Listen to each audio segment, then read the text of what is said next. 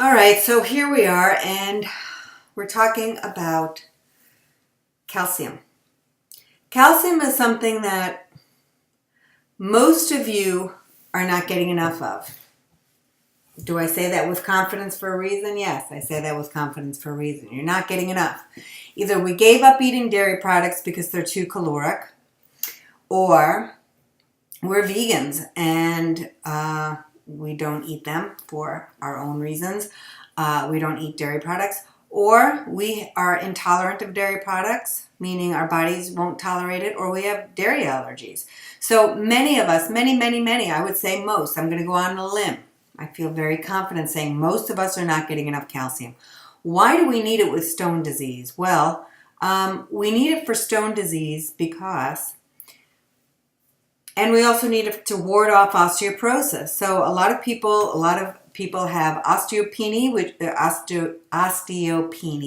which is the beginning of the beginning stages of osteoporosis. So we start losing muscle mass and bone mass as we get older. I know everything as we get older, it's the worst. But we have to be careful of that. And so by not getting enough calcium in our bodies, we are at risk for getting osteoporosis or osteopenia, the beginning stages.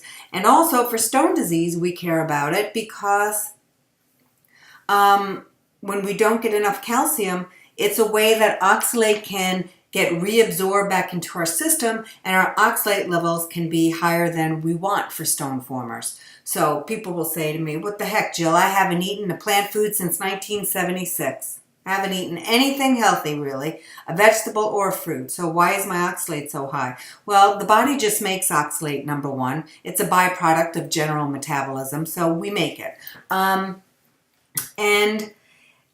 The other thing about it is we make it, and if we don't get enough calcium, then what happens is calcium and oxalate bind together in our colon. And if there's no calcium there, oxalate has no one to leave. Oxalate will leave through the stool with calcium, and you excrete it that way as a waste product. If there's no calcium for the oxalate to join with there, then what happens is it gets reabsorbed back through from the colon back into the body, and we get higher levels of oxalate. So that's why we care about it. Calcium, that is. So the question is, how much is enough? And so it goes like this. For stone formers, for men, we want you to get 1,000 milligrams a day, up to 1,000 milligrams a day. For pre-menopausal women, same number, 1,000 milligrams a day. For postmenopausal women, we want you to get 1,200 milligrams a day. Now, again, as I say with everything, does that mean postmenopausal women, you need 1,199.9% every day? Rigid? No. We would like that to be your goal. You need to get it more days than not. If you're getting in the 800, 900, 1,000 range, you're doing a good job. You need to go from what most of you are probably getting, a few hundred milligrams of calcium a day from food. We want you to really get it to the goal that I just set for stone formers. And again, this is just for good health as well. Okay, so we all need calcium in some form in our bodies to ward off, if you're a stone former, stones, if you're prone to osteoporosis, bone disease. So these are numbers that are recommended for all Americans. Okay, so just good general health practices as well. How do you know? And I know some of you are like, well, I'm just going to get it by supplements. How about that? We'll talk about supplements here soon. How do you know if you're getting enough calcium? If you think about your diet, most of you right off the bat, if you're asked the question, you really think about it, you'll be like, I don't think I am getting enough. A lot of vegetarians are like, look, I was getting my calcium, or vegans, from eating spinach and eating some of the vegetables that are on the high oxalate list. And so, now I can't eat spinach, so I'm lacking some calcium. So that is a bummer. And so people will say, well, there's calcium in spinach. Why can't I have it? And that's because the spinach is such a high oxalate product. It's just not worth it. And the calcium is not going to bind to all of that. It's very high, hundreds and hundreds and hundreds of milligrams of spinach in a cup. So it's not worth it. So unfortunately, for vegans, that's something that we're taking away. I'll tell you things that you can do to add some calcium back into your life. Start looking at your food labels. Now, it's going to be written as a percentage. So say you have some yogurt, and it will tell you, if you're getting a big thing of yogurt like this, it's going to give you a portion size. It will say 3/4 of a cup or a cup of this yogurt will equal a percentage of calcium. So what the heck does that mean? Well, the nutrition label is kind of annoying that way. So it's all a percentage of somebody's daily recommended daily allowance. And so it's based upon the percentage of that. So if you want to know the milligrams, just put a 0 at the end of it. So if it says something like it's 30% of your RDA for calcium on the label, it'll be next to iron, protein, and calcium. There could be one more thing there that I'm missing. But anyway, that's what my middle-aged head remembers right now. But anyway, you'll find calcium, it's your calories, fat, blah, blah, blah. And then there's this little strip with percentages. Iron, calcium, maybe, again, look at the label. But anyway, it's going to be based upon 2,000 a day calorie diet. So just put a 0 at the end of it and you'll know for that portion size, you're getting that many milligrams of calcium. Okay, so that's how you can start doing your label and start adding it, up throughout the day. And a lot of you guys use apps. MyFitnessPal.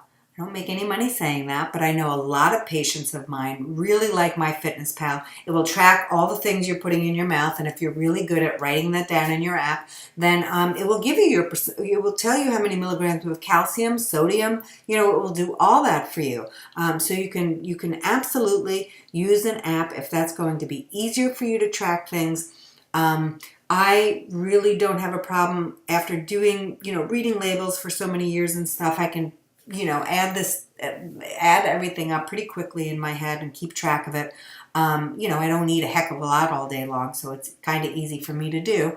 And when you're cutting down on portion sizes and you're really paying attention to what you put in your mouth, it does become easier to do, but many people use an app. And so start looking at about how much calcium you're getting a day right now, and then see where you need to add it to get to your goal, whether it's 1,000 milligrams a day or 1,200 milligrams a day, depending on what category you fall into. Then you can start adding it up and see if you're getting anywhere near what you need for a stone former. The thing about, and I talked about this in the sodium class, the problem with dairy products they can be high in sodium. Okay, so you're saying, okay, Jill, in the sodium class you said it's very important that we get enough calcium.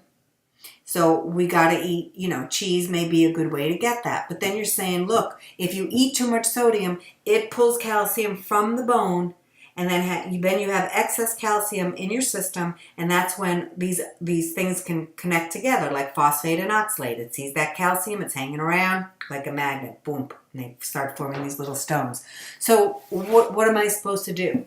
The main thing is you're supposed to be eating a low salt, high calcium diet or normal calcium diet, and sometimes that's not easy to do. So cheeses.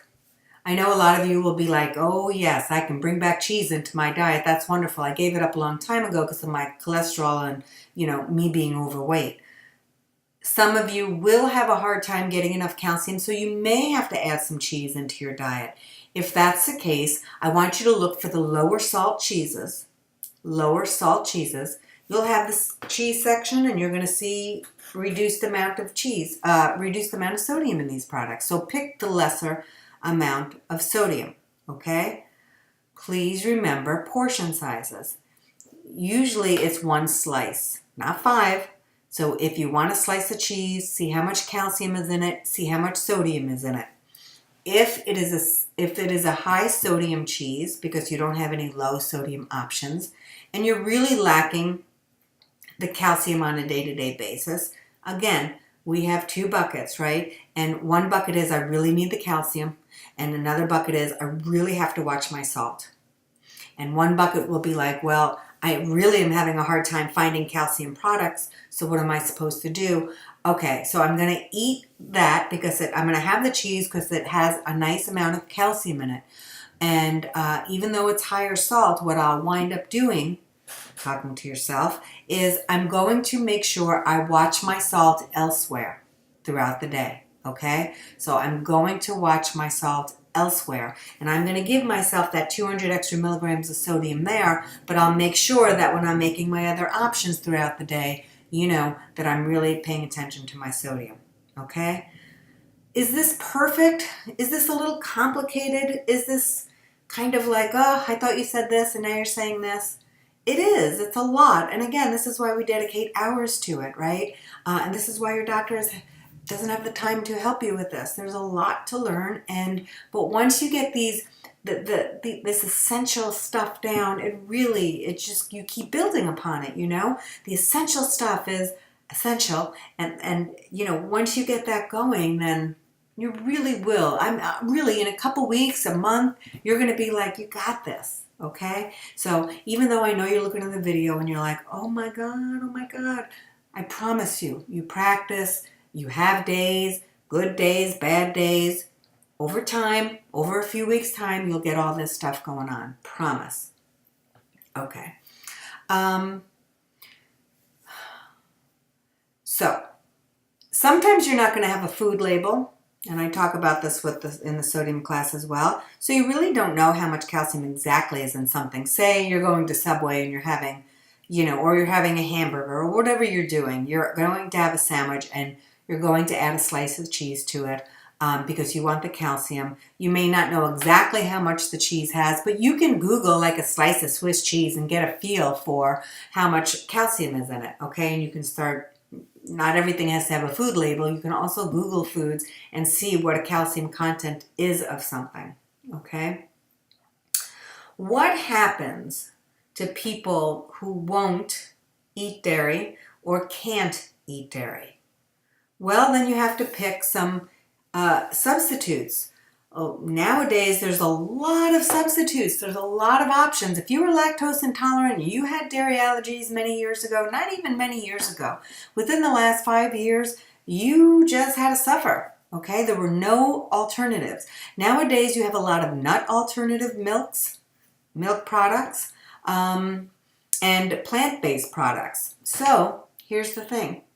Some of you will say, okay, I could do almond milk, Jill, but I can't have the almonds because there's oxalate in them. So the nut milks may not be the best for you guys. Now, I will be frank. None of these nut milk products have been studied, so I don't have good numbers. You know, a lot of people, the milk people anyway, they're always in competition with these new these nut milks because it's taking away business from dairy farmers. So there's new ads that say, look, this almond milk has some calcium in it.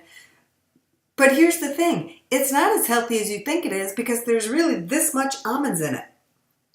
Here's my problem. So people will say, well, Jill, then I can have it. There's not a lot of almonds made in that milk.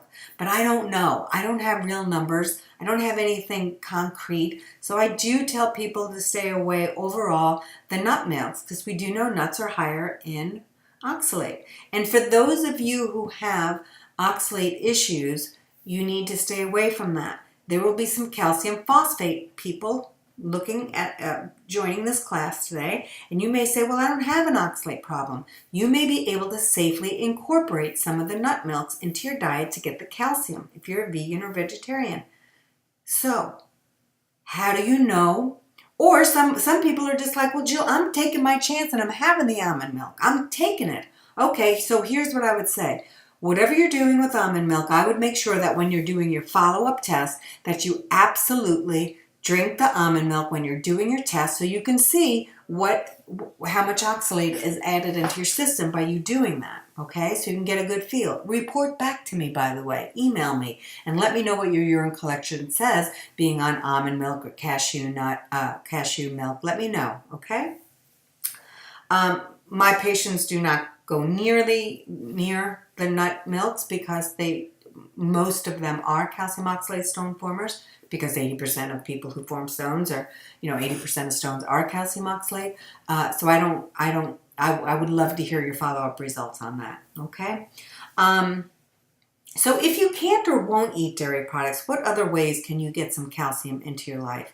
Well, there's a lot of products that are fortified with calcium these days. Orange juice is fortified with calcium, so that's a great way to get it. You have pea protein milk, you have coconut milk, and that has calcium in it. There's a product, again, I don't make a nickel from it, but patients use it. I also use it. It's called So Delicious Coconut Yogurt. I like it. I get the plain, and it has low sugar, and it has a very nice amount of calcium in it. So that's wonderful. And that's a way to get a nice amount of calcium into your diet.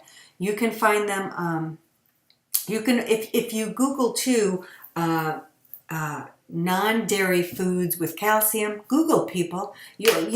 Sometimes I'll say, don't believe everything you see on the internet, but typically you have a good source. You have to look at the source. I don't want you to see anything that's not backed by a reputable source. There's a bunch of stuff on the internet. It's not all bad. You found me there. I mean, there are some really good things on there. Always look for, University of Chicago, Harvard, Princeton, the top schools in the country when they publish things. You just take a look, You can go to PubMed and take looks at journals if you'd like. It's accessible to you guys. So always use your source. So you can Google non-dairy foods high in calcium, and you can get some good sources of it. Now, here's some tips for incorporating calcium. And remember, we want calcium because we don't want to risk bone disease, and we also don't want to get higher levels of oxalate. A good way to get rid of the excess oxalate in our body is to eat a dairy food or non-dairy high calcium food with an oxalate product. Now, some of you haven't eaten an almond for 5 years, okay? Because you have oxalate problems, you gave up almonds, I get it.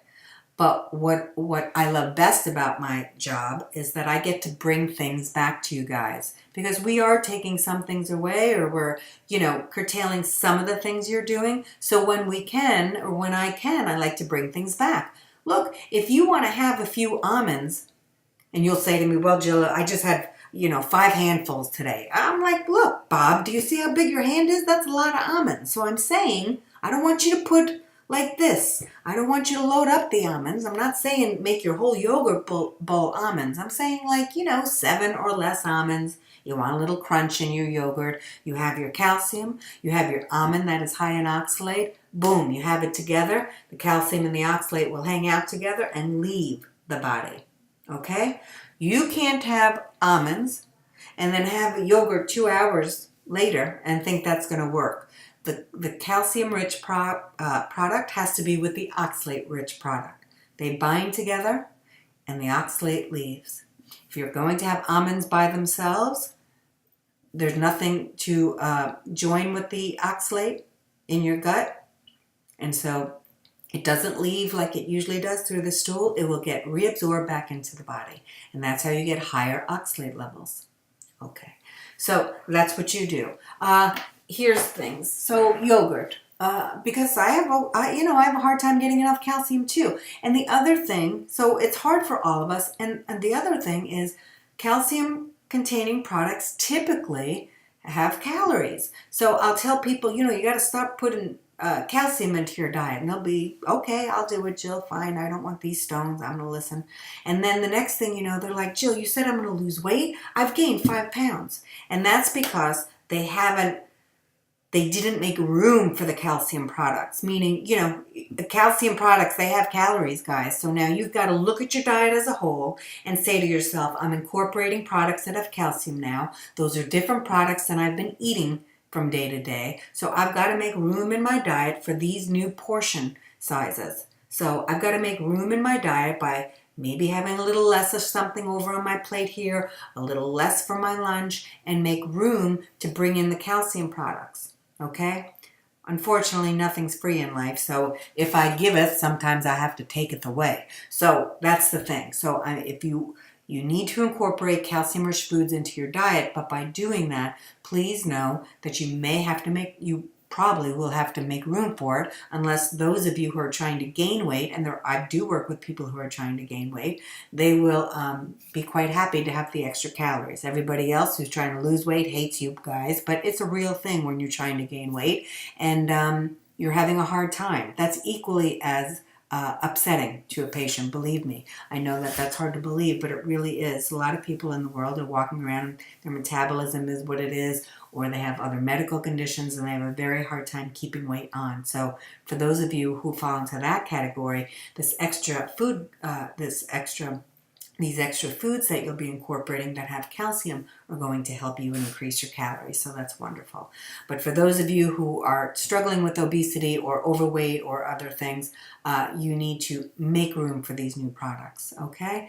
And it really doesn't, if you're having the yogurt and you make that part of your lunch or a snack, maybe breakfast, you want to bring that in. Every time you add milk to your coffee, it's a little bit of calcium. Every time you what else? Cottage cheese. It doesn't have that much calcium, but every little bit is going to count. And of course, get a low salt one.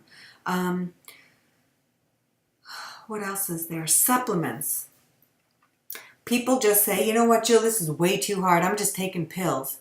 Well, here's the thing about supplements. You really need to know, because now here's the thing. You don't want to go overboard. You don't want to eat too much calcium. I really don't want you to go over your goal at all, by the way. So you want to be right around there within a couple 100 milligrams a day with that. More days than not. Again, we're not going to be perfect, but you are to reach your goal but not go over it. Again, more is not better. So some people are like, oh, Jill, this is really hard to incorporate into my diet. Can I just take pills? Well, the body doesn't absorb pills as well as in food. So it's, you can, if you cannot get enough calcium, of course you can supplement. I would absolutely recommend that you talk to your doctor about that, because remember, you are getting some amounts of calcium, right? So I don't want just everybody going to the pharmacy today and now going to buy calcium, eating 1,200 milligrams or 1,000 milligrams of calcium, because you're already getting some, I promise you. In the foods you're eating, there's some level of calcium in there. And so once you get a good track of your diet and how much calcium is really, how much you're really getting right now, you could actually supplement. You know, if you're getting 400 milligrams and you need 1,000, you can supplement throughout the day. But I really recommend you talking to your doctor about that. I really do, because you don't want to get too much. It's a fine line here, guys.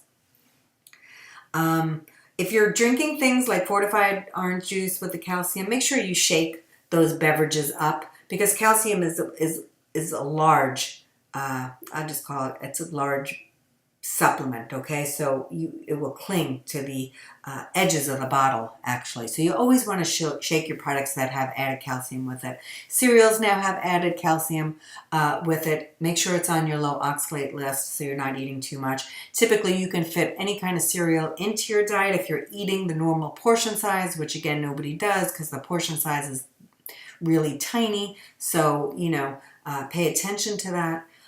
But supplements are something that you should be careful of.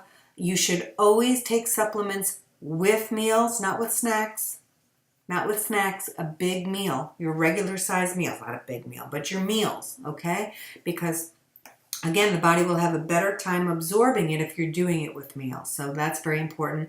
Do not take, 1,000 milligrams of calcium with one meal. You have to spread up your calcium supplements throughout the day. I do not recommend taking supplements unless you speak to your doctor about them, because everybody's different, so I cannot generically say you all need to be on supplements. I am not an advocate of supplements.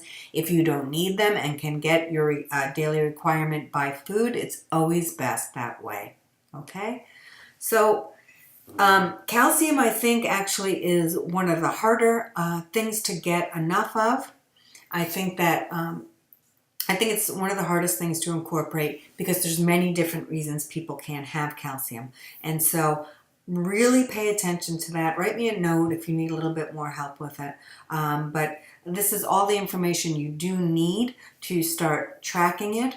If you want to use an app to help you do that, if you want to start looking at your labels, if you're not sure of a daily food that you have, like it's a staple, you can Google it from a good source and figure out how much calcium is in it.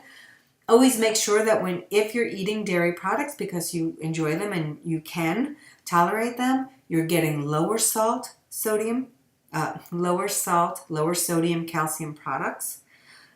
You can find calcium in things like salmon. No salt sardines has a nice amount.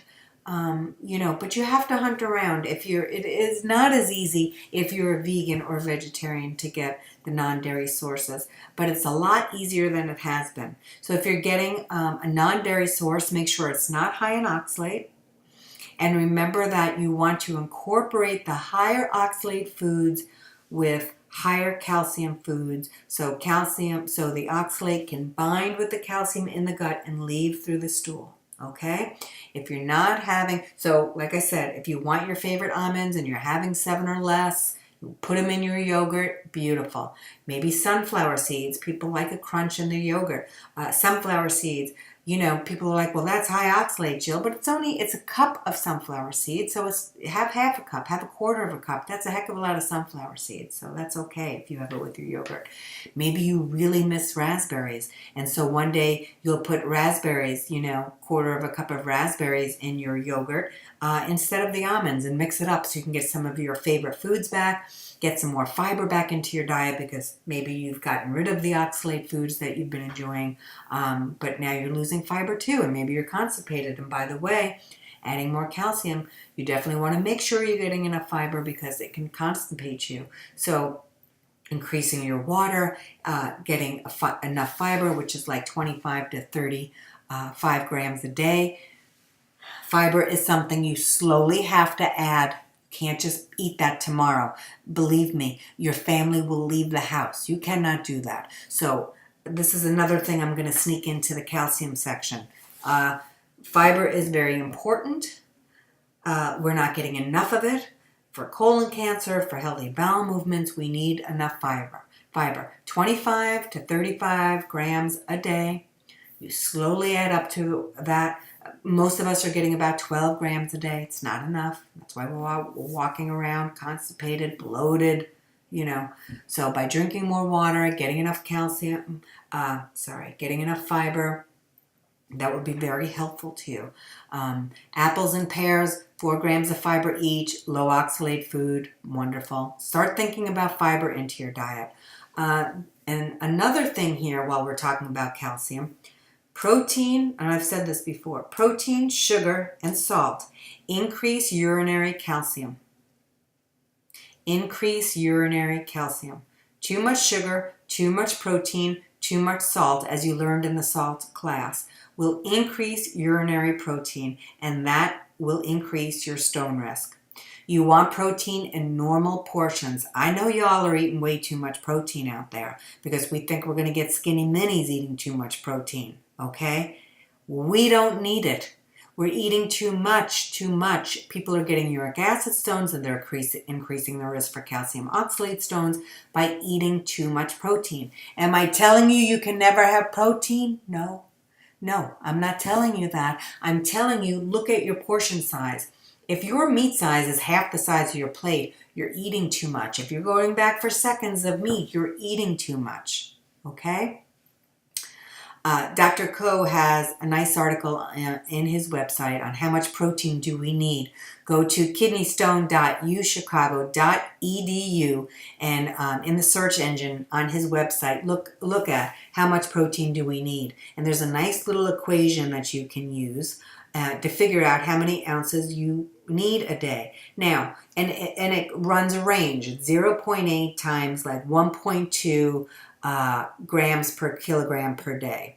And if you're somebody who, doesn't move a lot and is in good health, then you need the lower range. If you're somebody that works out a lot, or maybe you're sick or you have cancer or, other things going on, you may need the higher range, okay, to figure out how many ounces a day. But use that equation. Go to kidneystone.uchicago.edu. How much protein do we need? I believe that's the article.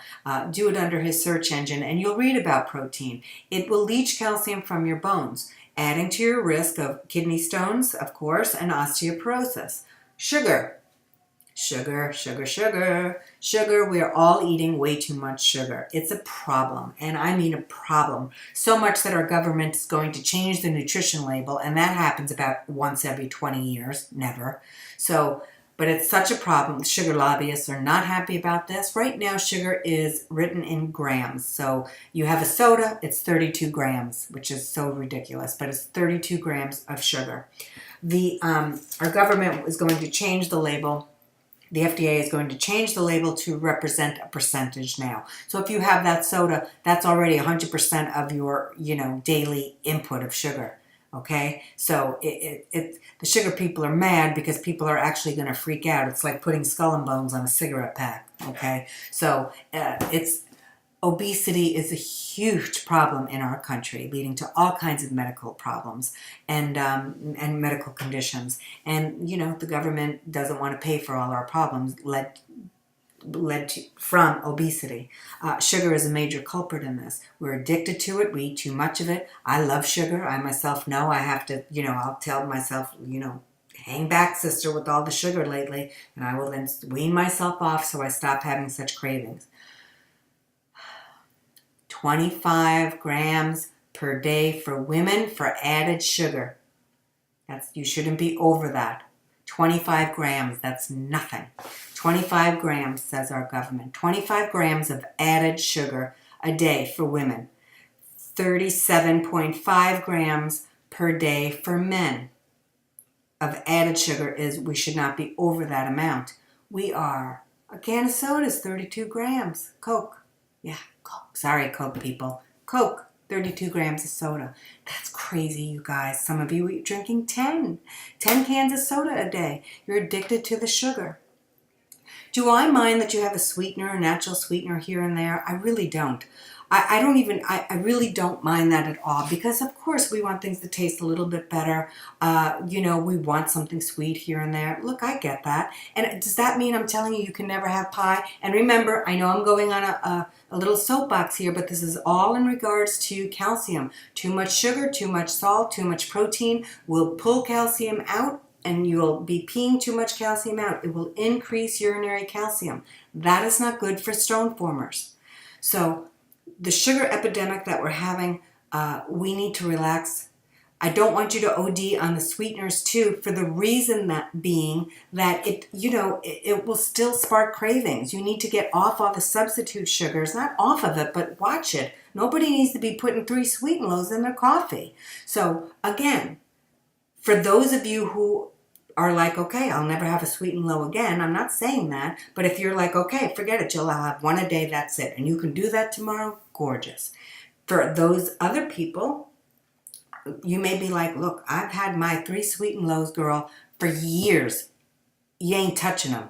So, okay, you can have your 3 for a week. And then the next week I'm going to tell you go down to 2. And then the week after that I'm going to say go down to 1 and keep it there. Some people do that and then they're like, you know what? It tastes disgusting now that I have a new perspective. I can't believe that I was eating something so sweet before. Those sweet cravings, even though it's artificial sugar, is still going to induce more sugar cravings, okay? So it's really important that you watch that too. Again, I use sweeteners here and there. I absolutely do because I have what I call a sugar tooth. And I love sugar. Who doesn't? But we really have to watch it, especially in stone disease. So for added sugar a day, added sugar, that means look at your packages. It's in bread. It's in candy, obviously. It's in everything. All your gluten-free products. I'm going to add this here on the calcium because it's overall diet stuff. Your gluten-free products, if you're gluten sensitive, a lot of it is, please, I know that's the latest thing. Everyone's thinking they need to do that. If you don't have a gluten sensitivity, you don't have to worry about gluten-free products. You're paying more for them, and they also typically have more added sugar and salt in them to make them more tasty to you. because the gluten's out of it. So the consistency, the chewiness, the gooiness factor goes away from those products. So what happens? You won't want to buy that product unless they doctor it up with something else, and typically it's salt and sugar. I want you to start looking at your ice cream, breads, cereals, everything. Every single label. Start acclimating. You think you're getting a yogurt and it's healthy? I beg of you, go into the yogurt section. There's 100 yogurts in there. Look at how it runs the gamut of high sugar to low sugar. I really do believe it's very difficult to get anything under 5 grams of sugar in a yogurt. And so notice that, please. Some of those yogurts you're eating, they might as well be candy bars. So it affects your urinary calcium. It's very important that, and just for general good health, for losing weight, for obesity, please, we're looking at added sugars. If you're looking at your ingredients list and sugar is one of the top 3, I might rethink that product. And what? So sometimes you're going to have a cupcake. I love coconut cupcakes and cookies, and that doesn't mean depriving myself all the time. That just means that when I have it, I enjoy it, I love it, I'm satisfied, and then I watch it. Okay, going forward. I don't do it every day. I don't eat a row of cookies. I don't eat 10 cookies a day. So when people come over, we have dessert, of course. I live, let's just say. I'm not going without. But I learned that when I do have something, I enjoy it, I move on, I don't feel bad about it, which then will lead me to spiral into something else. I just eat it. I'm like, that was heavenly, delicious, beautiful, gorgeous, and I move on with my day, and then I choose a healthier food the next time, snack or meal. Okay, that's it. Well, I tried to get as much as I could in there. Calcium, try to get to your goal, no more than your goal. If you have, really high amounts of calcium in your urine, you may, definitely talk to your doctor about that. That's very important. I've covered that in other classes. It doesn't mean, I will say this too before I close, one more thing. Some people, many doctors have put patients on a low calcium diet because they had high urinary calcium. That, studies have proven, led to more stones, okay? No calcium means your oxalate levels typically grow, and obviously bone disease as well. Nobody should be on a low calcium diet. You all need normal amounts of calcium. You need to get it. If your doctor's telling you that, I implore you to question the doctor on that, okay? Because that doesn't work. It will increase your stone risk. And I think that's it. That's it about calcium. Thanks for joining me today in today's class. I, as always, have a ball, and we'll talk soon. Drink your milk. Bye.